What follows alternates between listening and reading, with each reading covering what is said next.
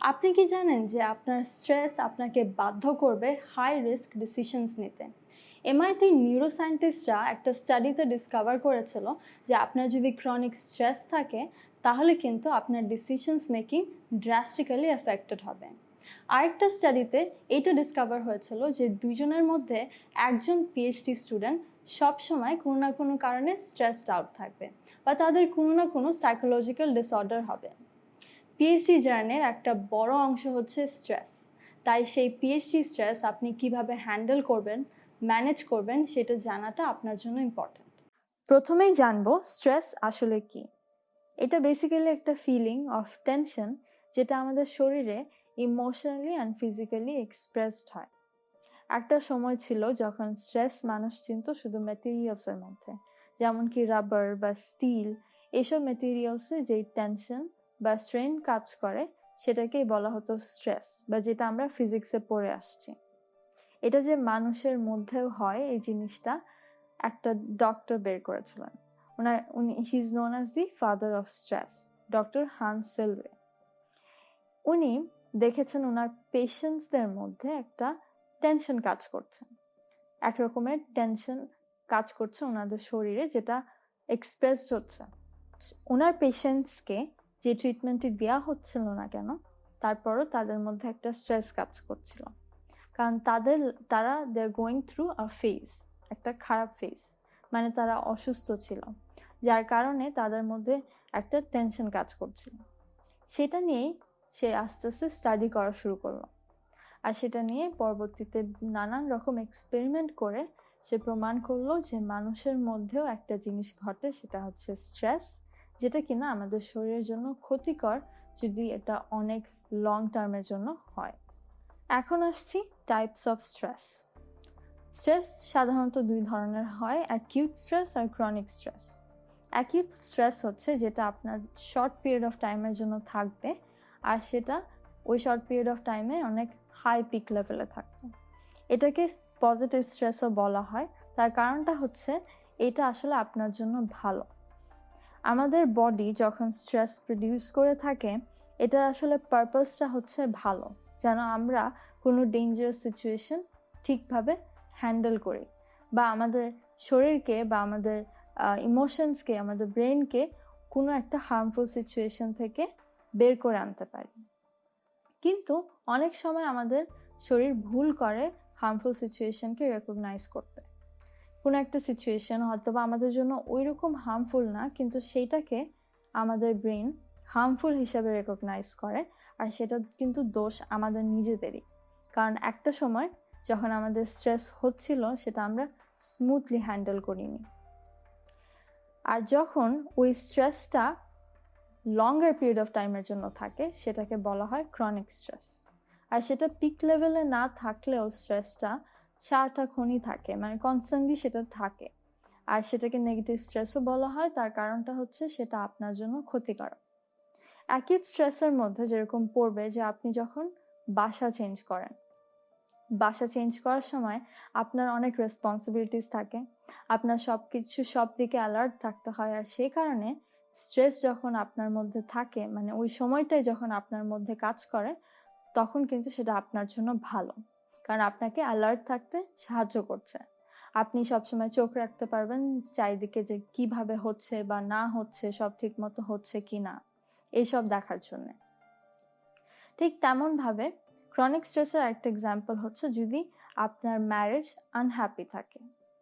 Unhappy marriage মানে আপনার partner, যার সাথে আপনি একই ছাদের নিচে আছেন, তার সাথে আপনার মতামত মিলছে না। তখন দেখা যাচ্ছে আপনার বারবার ঝগড়া হচ্ছে, আর সেখান থেকে আর সেটা যদি রিপিটেডলি হতে থাকে তখন সেটা আস্তে আস্তে একটা ক্রনিক স্ট্রেসে পরিণত হবে। তো সেটা একটা এক্সাম্পল অফ ক্রনিক স্ট্রেস। স্ট্রেসের সাইন্স আর সিমটমসগুলো আমাদের রেকগনাইজ করাটাও ইম্পর্ট্যান্ট, যাতে আমরা বুঝি যে আমাদের এখন স্ট্রেস ঘটছে।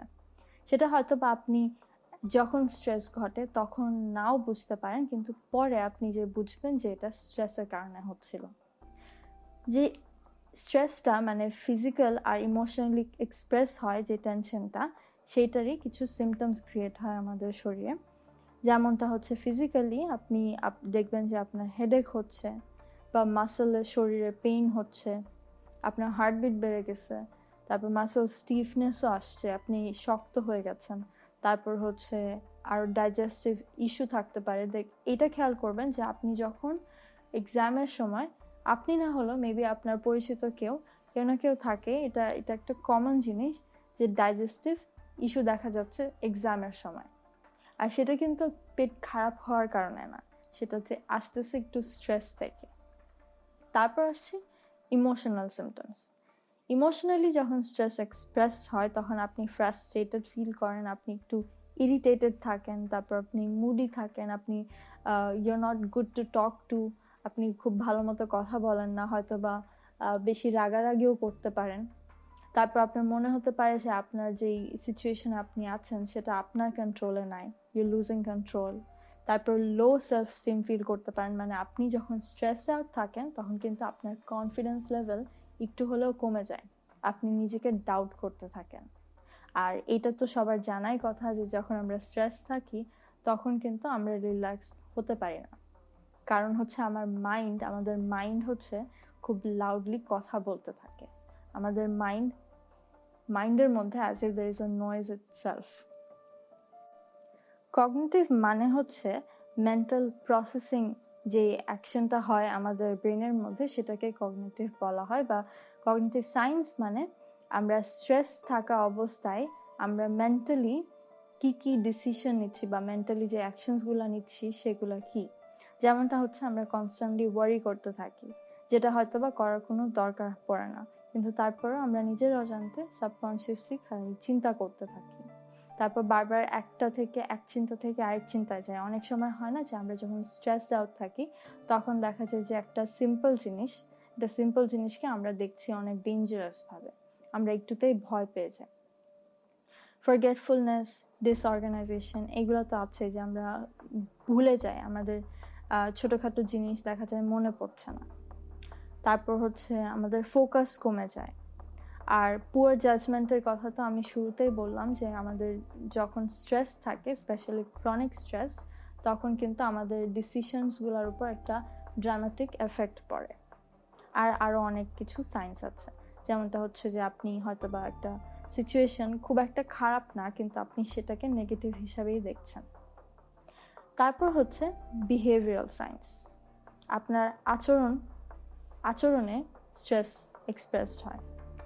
যেমন হচ্ছে স্ট্রেস থাকলে আপনি হয়তো বা বেশি খাচ্ছেন বা কম খাচ্ছেন, হয়তো বা খেতেই পারছেন না, হয়তো বা আপনার বমি লাগছে, সেই বমির কোনো মেডিকেল কজ না, সেটা হচ্ছে আপনার অতিরিক্ত স্ট্রেস করার কারণে।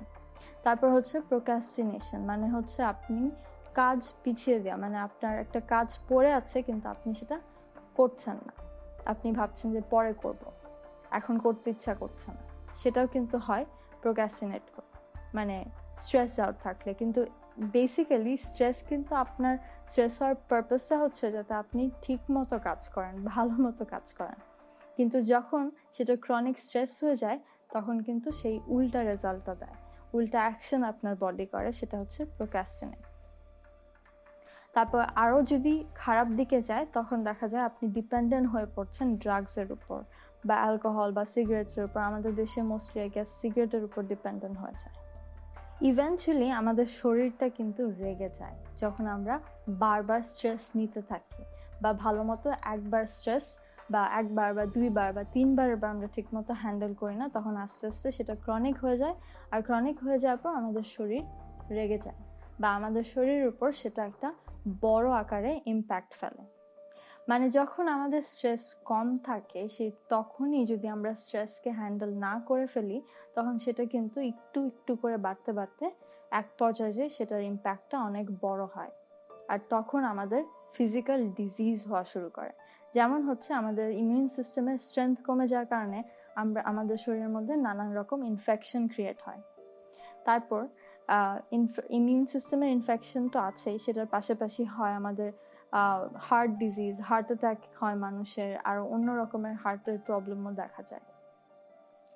তারপর হচ্ছে আমাদের শরীরে একটা পেইন হয়, সেটা হচ্ছে ক্রনিক পেইন, মানে হচ্ছে আমাদের কনস্ট্যান্টলি শরীরে অনেক লং টার্মের জন্য পেইন ক্রিয়েট হয়, যেটা প্রথমেই ফিজিক্যাল সিমটমসের ছিল যে আমাদের মাসল পেইন হয়। তারপর হচ্ছে রেসপিরেটরি ডিসফাংশন, সেটার জন্য হয়তো বা আপনার প্রথম দিকে যখন অ্যাকিউট স্ট্রেসও থাকে তখন হয়তো বা চেস্ট পেনটা হয় এই রেসপিরেটরি ডিসফাংশনের কারণে। আর সেটা যখন আস্তে আস্তে খুব স্ট্রেসে যখন আস্তে আস্তে অনেক দিনের জন্য থাকে তখন আপনার রেসপিরেটরি সিস্টেমের ডিসফাংশন হয়। এখন একটা গল্প বলবো, যেমনটা ছোটবেলায় আমরা শুনতাম রাজার গল্প, ঠিক তেমনই কিছু একটা। এক দেশে ছিল এক রাজা। রাজার কোনো কিছুরই অভাব ছিল না, কোনো কিছু চাওয়ার আগেই যেন সে পেয়ে যেত, কিন্তু তারপরও ওনার মনে ছিল না সুখ। এই ব্যাপারটা নিয়ে রাজা একটু চিন্তিত হয়ে পড়ল যে তার জীবনে কি এমন অভাব আছে যার জন্য উনি কোনো কিছুতেই খুশি হতে পারছেন না।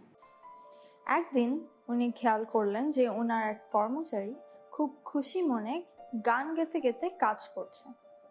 সেটা দেখেই সেই কর্মচারীর কাছে জানতে চাইলেন যে ওনার জীবনে এমন কি আছে যেটার জন্য ওনার মনে এত সুখ। কর্মচারীটা বলল যে আমার সামান্য আয়ে আমার ছোট্ট সংসারটি মোটামুটি ভালোই চলে যায়। মাথার উপর ছাদ আছে আর খাবার টেবিলে খাবার, এর চেয়ে বেশি কিছুরই চাওয়া পাওয়া আসলে আমাদের নেই। যা আছে সেটা দিয়েই আমি আর আমার পরিবার সন্তুষ্ট। কর্মচারীর কথা শুনে রাজা ডেকে পাঠালেন তার মন্ত্রীকে। মন্ত্রীর কাছে পুরো ঘটনাটা খুলে বলল আর জিজ্ঞেস করলো যে এই ঘটনার ব্যাখ্যাটা কি। রাজার কাছে এত কিছু থাকা সত্ত্বেও রাজা খুশি হতে পারে না, আর অথচ একজন সামান্য কর্মচারী যার তেমন কিছুই নেই রাজার তুলনায়, তার মনে এত সুখ। মন্ত্রী জিনিসটা নিয়ে কিছুক্ষণ ভাবলো আর ভেবে বলল যে এই কর্মচারী আসলে 99 ক্লাবের মেম্বার হয়নি এখনো। রাজা তখন একটু অবাক হয়ে জিজ্ঞেস করলো এই 99 ক্লাবটা কি। মন্ত্রী বলল যে আপনি সবই জানতে পারবেন, তার আগে আপনার কিছু করা লাগবে। একটা থলেতে করে 99টা সোনার পয়সা সেই কর্মচারীর বাসার পাশে রেখে আসার ব্যবস্থা করুন। রাজা আবারও অবাক হলেন যে 99টা পয়সা কেন, 100টা কেন নয়, ওই একটা কেন বাদ পড়লো। কিন্তু তারপরও যেহেতু মন্ত্রী বলেছে 99টা, তার মানে সেটার পিছনে নিশ্চয়ই কোনো কারণ আছে। তারপর সেই মন্ত্রীর কথা মতো সেই কর্মচারীর বাসার পাশে একটি থলেতে করে 99টা সোনার পয়সা রেখে যান। কর্মচারী দরজা খুলতেই দেখে যে তার বাসার সামনে এরকম একটা থলেটাকে ভিতরে নিয়ে এসে সে আর তার বউ খুব খুশি মনে একটার পর একটা পয়সা গুনতে থাকে। গোনার পর দেখে যে সেখানে 99টা পয়সা। তারা মনে করলো হয়তোবা আমাদের গুনতে কোনো জায়গায় ভুল হয়েছে। তখন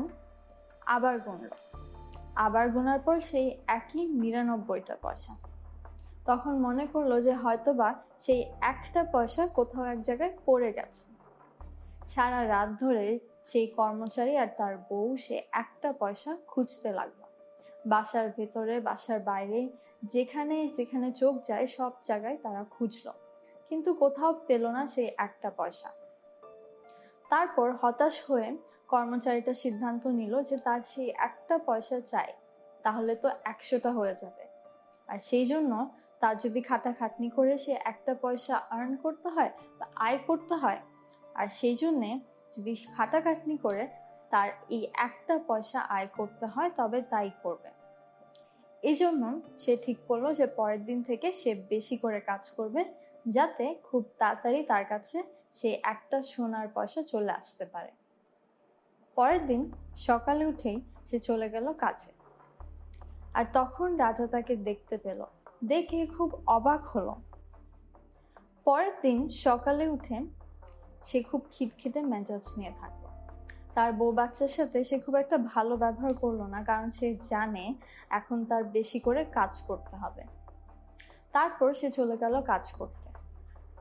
রাজা সেই দিন কর্মচারীকে দেখে খুব অবাক হলো যে এক রাতের মধ্যে একটা মানুষের এত পরিবর্তন কিভাবে হয়। তখনই আবার সে মন্ত্রীকে ডেকে পাঠানো হলো। মন্ত্রীকে জিজ্ঞেস করলো যে এই পরিবর্তনটা কেন হয়েছে। মন্ত্রী হেসে বলল যে আপনার কর্মচারী এখন অফিসিয়ালি 99 ক্লাবের মেম্বার। নিরানব্বই ক্লাবটার মানে হচ্ছে এটা একটা নাম যেটা তাদেরকে দেয়া হয় যাদের অনেক কিছু থাকা সত্ত্বেও তারা নিজেকে নিয়ে বা নিজের যা আছে সেটা নিয়ে খুশি না, যেটা নেই সেটার পিছনেই তারা দৌড়াতে থাকে, তার জন্য তারা কখনোই হ্যাপি হতে পারে না। রাজা তখন বুঝতে পারলো যে তার ভুলটা কোথায়, আর এরপর থেকে সব কিছু তার যা আছে, ছোট হোক বড় হোক, সব কিছুই সে অ্যাপ্রিসিয়েট করা শুরু করলো। তাহলে এই রাজার গল্প কেন আমি আপনাদের বললাম? বাচ্চাদের গল্পের বইয়ের মতো একটা গল্প, অথচ এখান থেকে কিন্তু আমাদের বড়দের অনেক কিছু শিখার আছে। আমাদের লাইফে আমরা যদি অল্প কিছুতেই কন্টেন্ট না থাকি, তাহলে কিন্তু স্ট্রেস আমাদেরকে খুব ইজিলি এফেক্ট করতে পারে। এই কর্মচারীটাই ধরুন, সে যদি মনে না করতো যে তার সেই একটা পয়সার দরকার, তাহলে কিন্তু তার জন্য এত স্ট্রেস আসতো না। তার কাছে 99টা পয়সা ছিল, কিন্তু সেটা না দেখে সে যেটা দেখলো সেটা হচ্ছে তার একটা মিসিং পয়সা। আর সেটার জন্য তার মনে যে হ্যাপিনেস ছিল, তার মধ্যে যে হ্যাপিনেস ছিল, সেটা চলে যেয়ে তার মাথার উপর একটা কালো মেঘ পড়লো, যেটার নাম হচ্ছে স্ট্রেস। তাহলে এতক্ষণ আমরা জানলাম যে স্ট্রেস কি, সেটার সিমটমসগুলো কি হতে পারে, আমরা কিভাবে রেকগনাইজ করব যে আমরা স্ট্রেসফুল একটা সিচুয়েশনে আছি। তাহলে এখন আসবো যে পিএইচডির ব্যাপারে, মানে যেটা আলটিমেট উদ্দেশ্য এই কোর্সের জন্য, যে পিএইচডিতে যেই স্ট্রেসটা হয় সেটার ব্যাপারে জানার জন্য। তাহলে পিএইচডিতে স্ট্রেস কেন হয়, আর বা পিএইচডি জার্নিটা এটা স্ট্রেসফুল কেন, আর তারপর হচ্ছে এখানে যেই স্ট্রেসফুল সিচুয়েশনগুলো আসে সেটা নিয়ে আমরা কিভাবে কোপ করব। আর এখানে কোপ করা মানে এইটা না যে আমি অলরেডি সেই স্ট্রেসফুল সিচুয়েশনে পড়ে গেছি আর সেটা অনুযায়ী আমি কাজ করা শুরু করছি বা তখন আমি মেজার নেওয়া শুরু করেছি, সেটা না। আমি এখানে আগেই স্ট্রেসফুল সিচুয়েশনগুলো নিয়ে কথা বলবো এই কারণে, যাতে পিএইচডি জার্নিতে আপনি এন্টার করার আগেই আপনি এই জার্নির ব্যাপারে জানেন যে এটা কী করলে বা কোন কোন জায়গায় আপনার স্ট্রেস হয়, আর সেটা আপনি কিভাবে আগের থেকেই অ্যাভয়েড করতে পারবেন বা প্রিভেন্ট করতে পারবেন। প্রথমে আসছে ওয়ার্ক লাইফ ব্যালেন্সের ল্যাকিং। ওয়ার্ক লাইফ ব্যালেন্স নিয়ে আমাদের আলাদা একটা কোর্স আছে যেখানে এটা নিয়ে ডিটেলসে কথা বলা হয়, কিন্তু পিএইচডি স্টুডেন্টসের জন্য এই ওয়ার্ক লাইফ ব্যালেন্স জিনিসটা মেনটেন করা বা ইভেন করা ইন দ্য ফার্স্ট প্লেস এটা অনেক টাফ হয়ে যায়। কারণ যদি আপনি ফর এক্সাম্পল আপনি যদি সায়েন্স স্টুডেন্ট হয়ে থাকেন আর আপনি পিএইচডি করতে চান, তাহলে মোস্ট প্রবলি আপনার ল্যাবে কাজ করতে হবে। আর অনেক সময় ল্যাবে কাজ করতে হলে আপনার দেখা যায় যে ম্যাটেরিয়ালস বা যেই কেমিক্যালস দিয়ে আপনার কাজ করতে হচ্ছে সেগুলো টাইম সেন্সিটিভ হয়ে থাকে, মানে হয়তো বা আপনার প্রিপারেশনের সাথে সাথে আপনি ইউজ করে ফেলতে হবে, বা যেই স্পেসিফিক নিয়ে কাজ করছেন সেটা হয়তো বা 2 দিনের বেশি থাকবে না, তা আপনার 2 দিনের মধ্যে হিউজ অ্যামাউন্ট অফ স্যাম্পল নিয়ে কাজ করে ফেলতে হয়, যার জন্য আপনার ওভার টাইম বা ওভার ওয়ার্ক করা লাগে ল্যাবে। সেই জিনিসটা এখন তাহলে করতেই হবে, যদি স্পেসিমেন বা ম্যাটেরিয়ালসগুলো যদি ওরকম সেন্সিটিভ থাকে তাহলে তো সেটা করতেই হবে। কিন্তু তারপর আপনি যেটা করতে পারেন যে আপনি সেই কাপল অফ ডেজ যদি এই ওভারওয়ার্ক বা ওভার টাইম কাজ করে থাকেন, সেটার পর যখন আপনার ওই স্পেসিমেন বা ম্যাটেরিয়াল নিয়ে কাজ হয়ে যায়, তারপর আপনি একটা ব্রেক নেবেন, হয়তো বা সেটা 1 দিনের জন্য বা 2 দিনের জন্য। আর সেই ব্রেকের মধ্যে হয়তো বা আপনি ঘুরতে যেতে পারেন, আর না হলে আপনি নিজের জন্যই সময় করলেন, হয়তো আপনি বাসায় থাকলেন, রেস্ট নিলেন, বা আপনার ফ্রেন্ডস বা ফ্যামিলির সাথে দেখা করলেন। সেইভাবে আপনি সেই কয়েকদিনের ওভার টাইম ওভার ওয়ার্কগুলোকে আপনি ওই স্ট্রেসগুলোকে রিডিউস করতে পারবেন। পিএইচডিতে স্ট্রেস হওয়ার আরেকটা মেজর কারণ হচ্ছে ডেডলাইন্স। এখন যদি লাইক দ্য প্রিভিয়াস এক্সাম্পল, যে আপনার যদি ম্যাটেরিয়ালস বা স্পেসিমেন টাইম সেন্সিটিভ হয়ে থাকে, তাহলে তো অবশ্যই আপনার সেই অনুযায়ী কাজ করতে হবে, কিন্তু সেটা ছাড়াও আমাদের দেখা যায় যে ডেডলাইন্স আমরা নিজেরা নিজেদের মধ্যে সেট করছি, যাতে আমরা তাড়াতাড়ি কাজটা শেষ করতে পারি, বা আমরা অন্য সময় ওই কাজটা না করে আমরা অন্য সময় অন্য কাজ করতে পারি, যেটা করলে আমাদের ইভেন্চুয়ালি আমরা চিন্তা করি যে প্রোডাক্টিভিটি ইনক্রিজ করবে। তো তখন আমরা কি করি, যে স্ট্রেসের মধ্যে আমরা নিজেদের মধ্যে একটা ডেডলাইন সেট করে দিই। সেটাতে কি হয় যে আমি শুরুতেই যেটা বললাম ইন্ট্রোডাকশনে, যে আমরা স্ট্রেসের সময় কিন্তু ডিসিশন নিতে ভুল করি, বা আমাদের ডিসিশনের উপর ক্রনিক স্ট্রেস ইম্প্যাক্ট ফেলে। তো সেই জন্য আমরা যখন এরকম ডেডলাইন সেট করি, আমাদের সেই ডেডলাইন্সগুলো হয়ে যায় আমাদের ওয়ার্ককে আন্ডার এস্টিমেট করে। যে হতে পারে আমাদের কাজটা করতে 1 উইক লাগার কথা, মানে নর্মালি ন্যাচারালি 1 উইক লাগার কথা, কিন্তু আমরা চিন্তা করি যে না, এটা আমি 3 দিনে শেষ করব। 3 দিনে শেষ করলে আমার অন্য দিনগুলো অন্য কাজ করা যাবে। কিন্তু আসলে দেখা যাবে যে 3 দিনে আপনি শেষ করতে পারছেন না, কিন্তু 3 দিন আপনি নিজেকে অসুস্থ বানিয়ে দিলেন, অনেক বেশি স্ট্রেস আউট হয়, আরও বেশি স্ট্রেস আউট হয়। তখন আপনার দেখা গেল কাজটা যদি আপনি ইভেন্চুয়ালি যদি করতেও পারেন 3 দিনের মধ্যে, সেই কাজের কোয়ালিটিটা খুব একটা ভালো হবে না। ইভেন্চুয়ালি যে কাজটা 3 দিন কি আপনার 1 সপ্তাহের মধ্যে যেটা শেষ হওয়ার কথা ছিল, সেটা আপনার করতে 2 সপ্তাহ লেগে গেল। তাহলে কি হলো, আপনার এনার্জি আর টাইম ওয়েস্ট হলো। তো সেটার জন্য কোপিং মেকানিজমটা খুবই সিম্পল, সেটা হচ্ছে আমি রিয়েলিস্টিক ডেডলাইন দেব, যে আমার যতটা কাজ আছে আমার সেই কাজ অনুযায়ী আমি ডেডলাইনটা সেট করব। সেটা থেকে বেশি বা কম এরকম ধরনের ডেডলাইনস আমি দিব না। পিএইচডি জার্নিটা যেরকম লেন্দি, ঠিক তেমনভাবে আমাদের এক্সপেন্সগুলোও সেরকম বেশি হয়ে থাকে, যার জন্য আমাদের পিএইচডি স্টুডেন্টসের মধ্যে একটা বড় টেনশন যেটা কাজ করে সেটা হচ্ছে ফান্ডিং নিয়ে। তো সেটার জন্য যেসব কাজ আপনাদের করা উচিত সেটা হচ্ছে প্রি হ্যান্ড কাজ, মানে আমার যদি ফাইন্যান্সিয়ালি আমার সেরকম স্টেবিলিটি না থাকে, তাহলে আমি ইউনিভার্সিটি সিলেক্ট করব যে ইউনিভার্সিটিতে আমাকে ফান্ডিং দিতে পারবে। অথবা যদি আমার এরকম সোর্স থাকে, আমার ফান্ডিংয়ের সোর্স থাকে, বা পার্সোনালি আমি ফান্ড করতে পারবো, তাহলে সেটা জেনে আমি আগের থেকেই প্রি হ্যান্ড সেই ফান্ডিংগুলো সেট করে থাকবো, বা সেটা আমি টাচ করব না, সেটা আমাদের আলাদা করা থাকবে। এরকম ধরনের হওয়া উচিত। দেখা যাচ্ছে অনেকেই কেয়ারলেসলি একটা জিনিস চিন্তা করে যে আমার ফান্ডিংয়ের কোনো চিন্তা করতে হবে না, বা ফান্ডিংয়ের জন্য যে টাকা আছে সেটা আছে, আর আমি লিভিং এক্সপেন্স করব, সেটা আমি নিব আমার সাইড জব থেকে।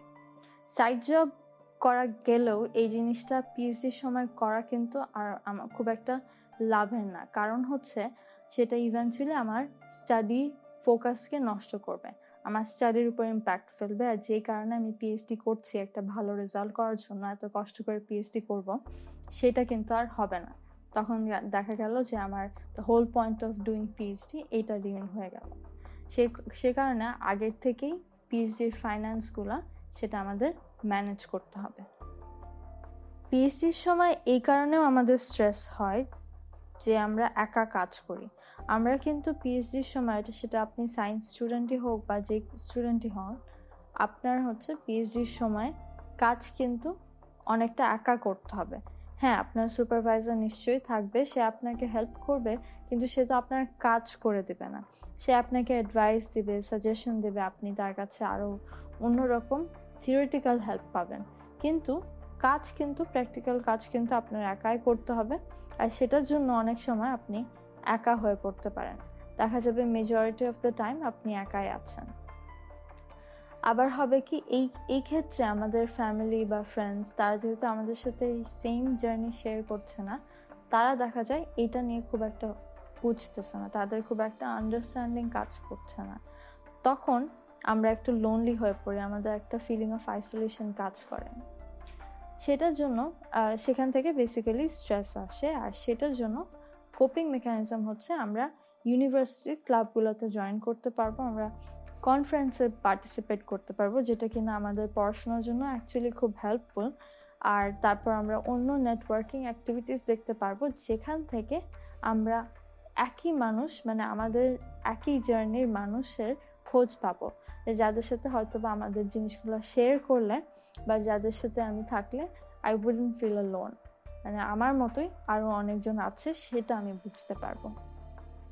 একটা স্টাডিতে দেখা গেছে যে 43% মানুষ ডিফিকাল্টি ফেস করে কাজ করতে যখন তারা স্ট্রেস থাকে, আর সেইখানে কিন্তু টাইম ম্যানেজমেন্টটা খুব হেল্পফুল হয়ে আসে।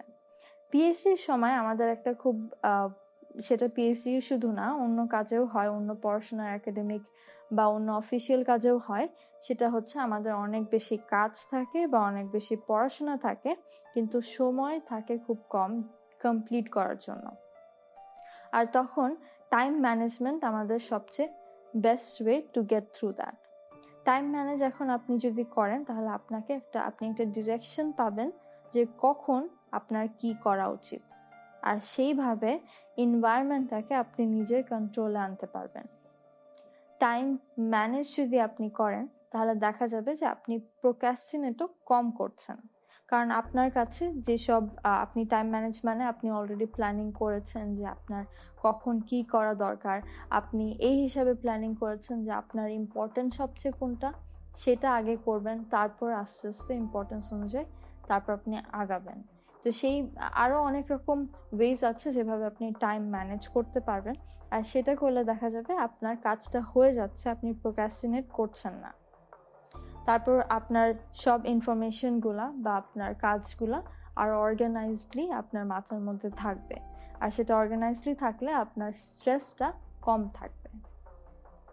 তারপর টাইম ম্যানেজমেন্টের মধ্যে এইটাও কিন্তু পড়ে যে আমরা যখন ফর এক্সাম্পল ওই আগের এক্সাম্পলটা নিয়ে যদি বলি যে আমাদের ল্যাবে টাইম সেন্সিটিভ জিনিস নিয়ে কাজ করতে হচ্ছে, সেইটা যদি বলি তাহলে আমি ইম্পর্টেন্স দিব ওই এক্সপেরিমেন্টকে বা ওই জিনিসটাকে যেটা বেশি সেন্সিটিভ, সেটাকে আমি ইম্পর্টেন্স দেবো আর সেইভাবে আমি কাজটা করে আগাবো।